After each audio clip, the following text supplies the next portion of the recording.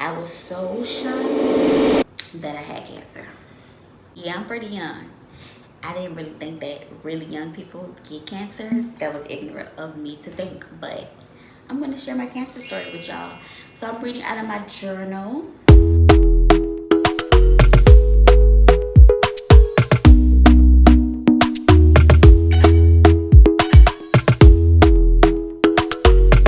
Hi everyone, my name is India Siri. I am 33 years old. I have chemo brain right now. And I'm going to be sharing my cancer story with y'all. Yeah, I'm pretty young. I didn't really think that really young people get cancer. That was ignorant of me to think, but I'm going to share my cancer story with y'all. So I'm reading out of my journal and I'm going to share it with y'all. I just want to give you a recap and an update on, what's going on currently. And then I'm just going to start from the beginning with my cancer journey. So I'm going to start with February the 9th. February the 9th was the day I found out that I had Hodgkin's lymphoma. That's the type of cancer I have. First, I had a surgery to remove the lymph node that was enlarged from my left armpit. I had a lymph node in my left armpit. That's usually where Hodgkin lymphoma is usually in your neck, your armpit, or your groin. Your groin, those are the main spots that you find. It's like a lump. I didn't feel the lump there, but the doctor saw it on like an MRI scan. They saw it, so they removed it from my left armpit. It was sent to Bethesda, Maryland. I received a call from my doctor saying that they found out that I had Hodgkin's lymphoma. It's a blood cancer. The type of Hodgkin's lymphoma I have is the nuclear lymphocyte predominant Hodgkin's lymphoma, which is a type of Hodgkin's lymphoma. Like I said before, lymphoma, let me give you a little education. Lymphoma is a type of blood cancer that develops when white blood cells called lymphocytes grow out of control. They were just growing out of control, honey. They was growing out of control. This means they divide in an abnormal way or do not die when they should. So they don't die when they should. So I had to get, once I found out that I had Hodgkin's lymphoma, they sent me to an oncologist. I started going to an oncologist. I had to get surgery to get a port. This is the port. This is where they did the chemotherapy, and sometimes they give me fluid through this port too. So I had surgery to get the port. They can draw blood from this port, and like I said before, they can give you fluid through it. Okay, so I also had to give lots of blood samples when I went to the oncologist. I had to do a bone marrow sample. Y'all, that hurt. I ain't gonna lie, that bone marrow sample, it hurt. It really hurt. It really hurt. The bone, I cried. I had held that nurse hand, I cried. I was by myself, so it was just me. So I held the nurse hand and I cried, and I was just like, that's the bone out of your bone marrow in your butt bone or something. And it hurt so bad. It hurt for like a couple days. I ain't gonna lie, it hurt for a couple days. I'm laughing at it now because at that time it was really oh my God, I couldn't walk for some days because it was hurting. My back was hurting really bad. Then I got a PET scan to see what stage my cancer was in. Everybody, they get a PET scan to see what stage their cancer's in. So I found out that my Hodgkin's lymphoma was in the second stage. And the place that they found it was in my chest, close to my heart, and they found some in my armpit. Like I said, where they found, they took out the lymph node and they tested it, and then they found out that I had cancer. That's how they found out, but it was still cancer there too. I was so shocked that I had cancer. I was just so shocked. I just had my first child in 2021. I just had my first child. So she's just was about to turn 1 year old. It was a new life for me, being a single mom. You know, I couldn't believe that this is happening to me at that time, you know, when my baby was so small. I told my family, I told my friends, y'all, my voice is going out. Drink some tea.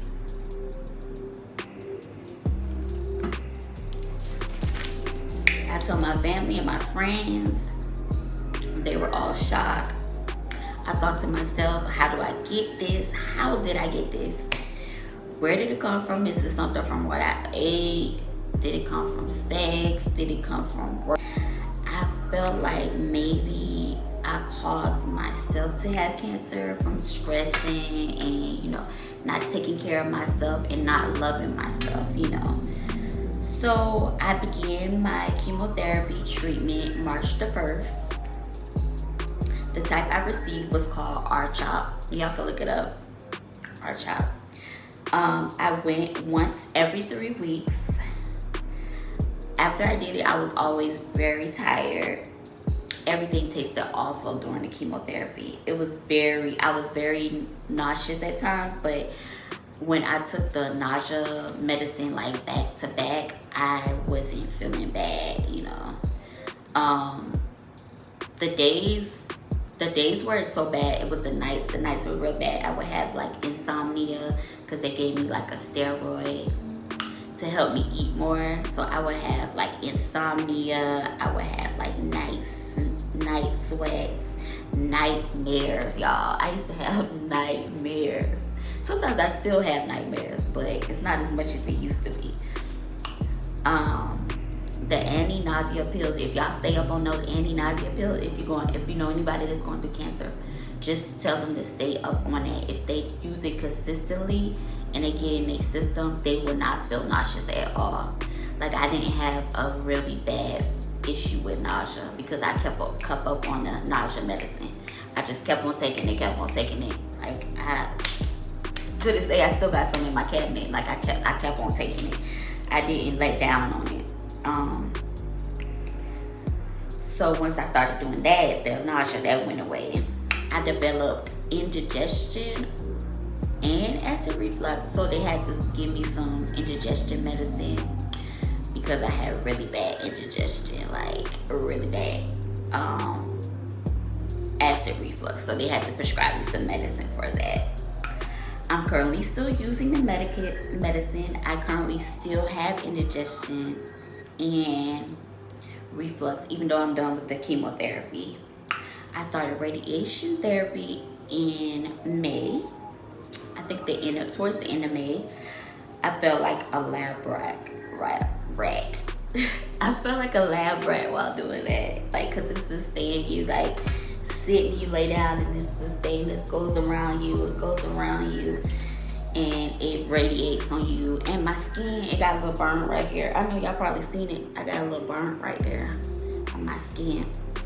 It got a little burn, and then like most of this is just like got really dark. And then the part under my arm got really dark. I didn't feel the side effects from the radiation until after I was finished with it. That's when I started feeling all of it. I was like really tired, really fatigued.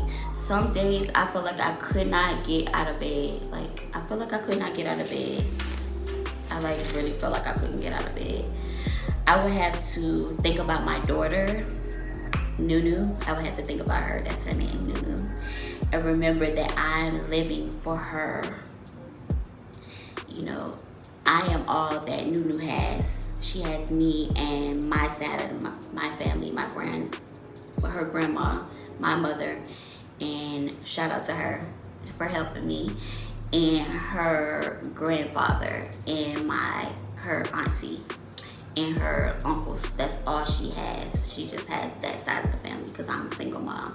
So they helped me out a lot with her, and I just want to say thank you to them. wherever you are, mom, dad, thank you. I love you, and thank you for helping me with my daughter. I was a little depressed that I had to give my baby over to my mom to take care of her while I was going through my treatment. I felt very bad about it.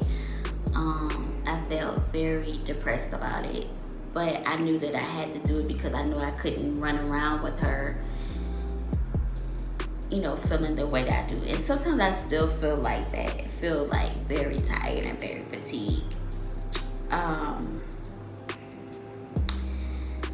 I did a lot of self-reflecting while during the time when I was doing chemotherapy and radiation, especially during my rough days. I prayed, I meditated, I did yoga, I listened to music, I started a vlog on here. I started doing like wig reviews, and I started to develop a deeper connection with my Most High. And I changed my diet. I could not longer eat fast food. It just tasted like trash. Like, I could no longer eat fast food. No matter how much I tried, I could no longer eat fast food. So I forgot to mention this. So my oncologist, before I did the chemotherapy, I had an option on whether I wanted to have more children, because the chemotherapy affects your fertility. So I chose to try and save my ovaries. Now, y'all, I ain't married. But I got hope, and I'm manifesting that I'm gonna be married and have 1 to 2 more children after this, after I am in remission. So I just believed that, and I stepped out on faith, and so they gave me these hormone shots to shut down my ovaries, which put me in mid-menopause, which means I didn't have a period, always hot. I felt like I was like losing my mind. I was like really depressed. And you know, I went through a lot. The nights were long and tough for me, because during the nights, that's when I would have like a lot of hot flashes. If the ladies that been through menopause, they know. But if you haven't, yeah, when you take the shot for your to shut down your ovaries as a woman, it puts you in mid-menopause. Okay, so me going through that, I began my self-love journey the day that I found out that I had was diagnosed. I began to focus on me, work on me. I forgave people who hurt me. I began to read more self-help books. I began to do more therapy, work out more. For me, I just shaved my hair off before it started falling out, so that it wouldn't scare me. So I would suggest to anybody that's going through it, just shave your hair off, like ball, and just go through it. Don't let your hair just fall out in like chunks and chunks. Just cut it out all. My radiation was over by the end of June. That's when the fatigue came in. I was always tired and weak, but I had to make myself work out and meditate. I currently did my PET scan today. Today is the 12th of August. I did my PET scan to see whether I am cleared for cancer. I have to go every so often, like every 6 months, to get a PET scan to make sure that it's gone. So I'm hoping to be cancer-free by October. Cancer-free by October, that's what I'm hoping. My immune system is still weak right now. I still can't eat certain foods. I have insomnia some nights, but I take sleeping pills for that.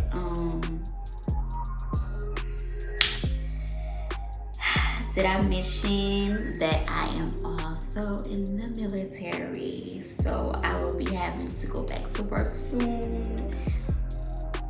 see people travel. I'm very hopeful for the future. I'm hopeful that I will be cancer free and I will be in remission for the rest of my life and I won't have any more cancer. I am praying and I'm hoping and I have manifested. If you're currently going through cancer and just was diagnosed, just stay positive and live with love in your heart. Stay positive and live with love in your heart. And remember that this too shall pass. That's what I had to keep on telling myself every day. I went through my treatment and everything by myself because my family is in a different state. So I went through it mostly by myself.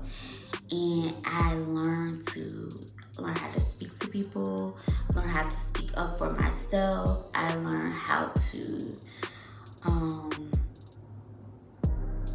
be more kind, be more graceful, to put my self-care first. That's really what I learned because I was neglecting myself for I think years. Because I was always on the go because we were always leaving for my job. I was always leaving, traveling, so I was always on the go. So I never made time to get myself checked up and work on myself. So I'm happy that I found the cancer in the early stages. Hodgkin lymphoma, most people between, young adults have it. And then over 50 people have it. So 20s, 30s, and over 50s people usually have Hodgkin's lymphoma.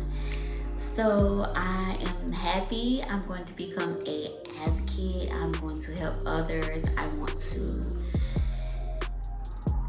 to just live my life. I always wanted to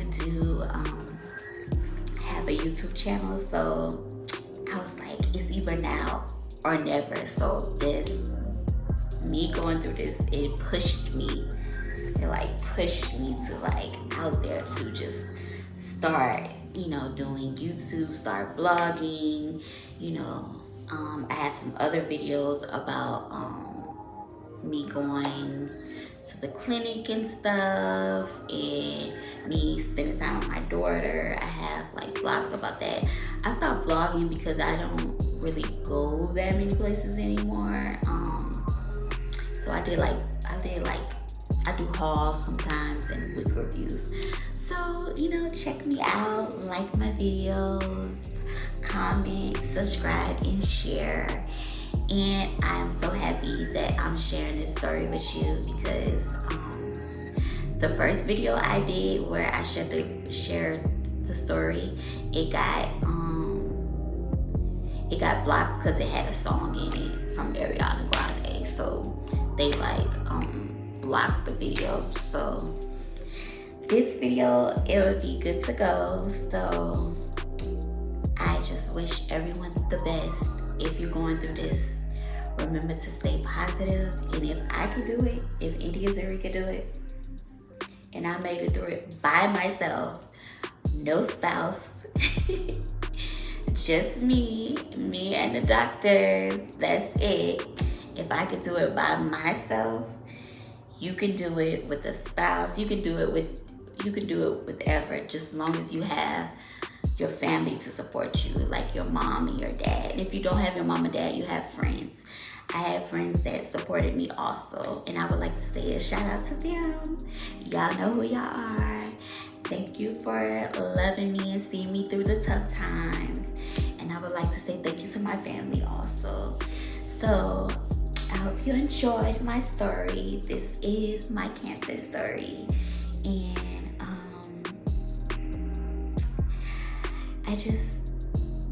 I just hoping for the best, and I'm making it through every day. Every day is not easy, but I'm making it through. And I just have to be more careful. I have to wear my mask out. I know I'm going back, y'all. It's the chemo brain. I'm going back. But make sure you wear your mask, all the time, everywhere you go. Make sure you wear gloves sometimes, like when you have to pump gas and stuff, because it's like all kind of stuff going around now. And during the time that I was going through chemotherapy and radiation, a lot of people where I lived at, like in the apartment complex, they were getting like the C word and stuff like that. And at my job before, I found out a lot of people was getting the C. So I'm thankful that I never got the C word, and that was like I'm really grateful about that, because I could have lost my life because I didn't know I had cancer. So, and if you get like, sometimes when you get cold, sometimes you could get really sick. So just protect yourself. Wash your hands a lot. Try to limit who you're around. Make sure that you wipe your car out a lot. Clean your car out a lot. Wipe your doors down, your door handles, and just kind of take some time to yourself. Take this time to reflect and be to yourself, and to be careful, because your life is important and your life is very precious during the time of chemotherapy and radiation, even after it, until your immune system builds up. So just be careful. And if you are going to travel, with the mask and the gloves and washing your hands all the time, and just being safe and getting a lot of fresh air and sunshine helps too. Walking, getting a lot of fresh air and sunshine helps me through everything. So that's what I wanted to say. I hope you make it through this, and I know that you can survive. Just like I'm surviving, you can survive.